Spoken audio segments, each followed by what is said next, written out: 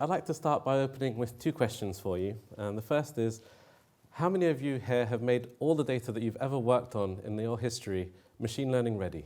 Can I have a show of hands? Okay. Second question, how many of you here would like to have the opportunity to work with a machine learning graduate or a student to help make it machine learning ready? Show of hands. Very good, thank you. So,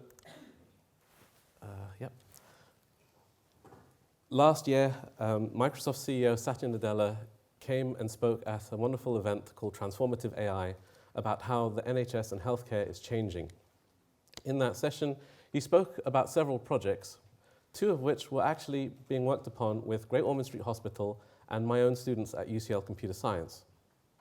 I've had the pleasure of working with Microsoft for over 5 years, and a number of their groups have been developing radical ways of thinking about teaching and learning. And I want to talk to you about how Microsoft systems have impacted our education processes, but also the visibility of our students by engaging with technologies such as Azure, Surface, HoloLens, and especially Visual Studio. So 8 years ago, we realized that the pedagogies for teaching in computer science were heavily reliant on fictional case studies from year one straight through final year graduation. And we turned it around by examining weaknesses in our syllabus so that we could find potential avenues of real-world requirements, real-world design, and clinical outcomes that would lead to impact statements for our students to work upon. The Industry Exchange Network pedagogy was created so that we could pair students during term time with different industries, especially in healthcare, and to examine how they could best produce outcomes that they would see visibility of their work. The key statement of the Industry Exchange Network is that students must publish their work to be visible. And in doing so, they have the ability to maintain and see the direction in which technology can impact the industries in which they intend to go into. So we created the UCL Industry Exchange Network as a program of activities. We started with our first years building cross-platform apps development with Xamarin and Ionic. We then moved on to our second year classes looking at proof of concept design, thinking about Internet of Things and devices alongside with data science, machine learning, and a myriad of algorithmic techniques. Where we are, as of last year, is the creation of a nationwide program called the Industry Exchange Network for the NHS, which is a collaboration with Aperta Foundation and NHS Digital, supported by Microsoft. Aperta Foundation supports our students by enabling open source development in a very free-thinking and radical way, where several teams can iterate the development processes with clinicians and oversee a progression of projects that range from system integration to machine learning. So the scale of our program, we have over 400 students every year working on undergraduate classes, working with real-world clients of all fields. Over 250 master's students are doing their final dissertations with industry sectors, especially in healthcare. Last year alone, we had 86 student projects that were worked upon with clinicians. And over 5 years, over 100 partnerships have been created with trusts across the country. At least 1/3 of the students graduate at master's and undergraduate level with the visibility of healthcare projects on their CV. We're also very proud to announce that we are the largest FHIR training ground in the world. FHIR is Fast Healthcare Interoperability Resourcing, and it's a very key statement that our students will work on interoperability with healthcare solution providers. One of the key projects mentioned in the Topol review, launched in January, is a project that was worked upon by our students last summer. So the process that's taking place currently is that students are having a wonderful opportunity to engage in very large cohort sizes with clinicians in a strategic development plan that reveals insights into what clinicians are thinking, but they don't yet know how to build or create.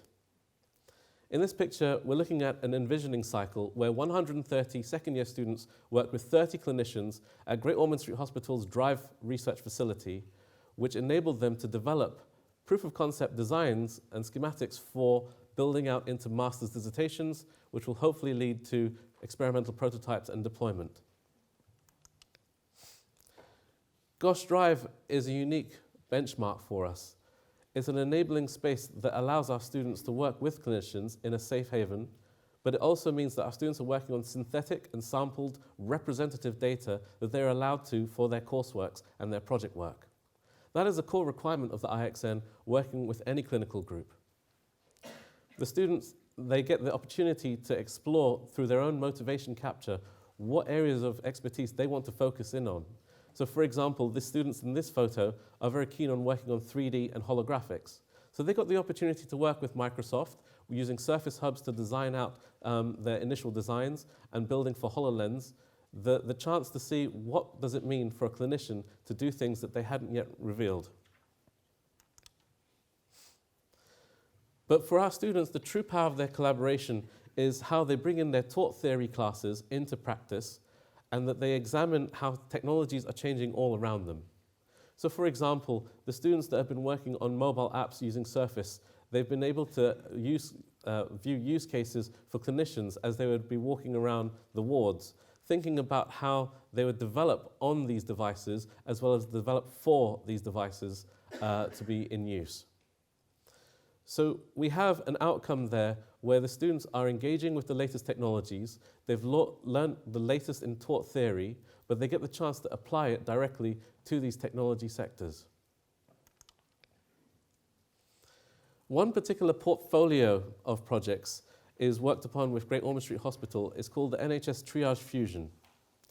At its core principle, the IXN for the NHS is looking to examine interoperability projects, efficiency projects, and innovation projects, and a myriad of the realms in between.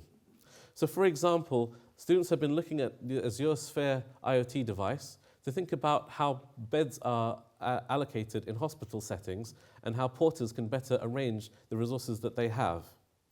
They've been looking at app developers, thinking about smart on-fire authentication for Visual Studio, and thinking about how accessibility apps can be rapidly built. Also thinking about Internet of Things merging with technologies like Surface, having e-vitals and near real-time sensor capture so that patient and clinician education can be improved. One of the most fun areas for our students in this current cohort is the use of Microsoft technologies for chatbots and thinking about chat dialogue. So here we have a tri-party agreement with NTT Data working with Microsoft and looking at little avatar robots. If you can imagine a trainee doctor that's looking at a hypochondriac child that really thinks, there are too many things going on with them, how does that medical trainee learn to handle certain ranges of questions? We're also looking clearly at sensor fusion ideas, thinking about how surgery and operations in general are capturing data and relaying that information. For example, use of instruments and practical procedure outcomes. Finally, clinical education is a very big area for our growth, thinking about how we present augmented reality and virtual reality through mixed reality interfaces. Another core case study that our students have been working on is the NHS AI Playground. So this is primarily a student area for thinking about how machine learning and AI will be developed in a testing environment that they can enable clinicians to come on board and use snippets of AI to think about what they could achieve with their own information. In this slide, we're looking at a preliminary view of the Azure Connect device, and you're looking at the subsequent iterations that Microsoft have been developing with the final launch of it. But for this project, thinking about sensor fusion has been a key asset that the students worked upon with Connect 1 and Connect 2 devices to build towards a software development kit API that would be interoperable with the latest technologies. It just means that when the technologies are available, that the clinicians who would need that information have the availability of those software stacks.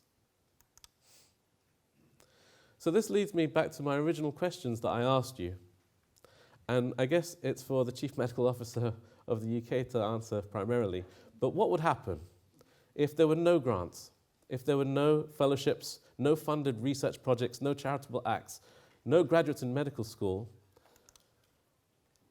unless the data that you collected was made machine learning ready for the future, to make sure that you have a future of your data, that it's recyclable, that you can learn from it from beyond your own case studies and integrate with others.